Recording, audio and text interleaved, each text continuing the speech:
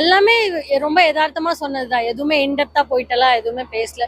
So இது more of பாலிடிக்ஸ்லயும் கருத்துக்கள்லயும் concentrate பண்ணறதை விட யதார்த்தமான லைஃப்ல வர விஷயங்கள் எப்படியோ அதுதான் பேசியிருக்காங்க.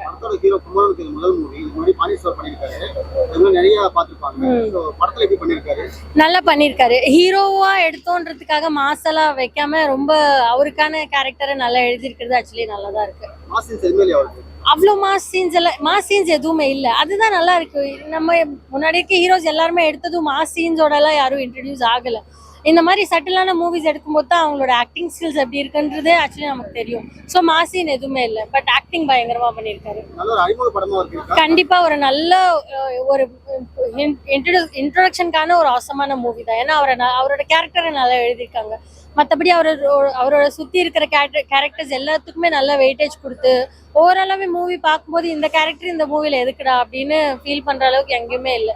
எல்லா மூவிக்கும் அவங்களோட கேரக்டர்ஸ் கொடுத்துருக்காங்க. சூப்பராகவே இருக்கு பார்க்க.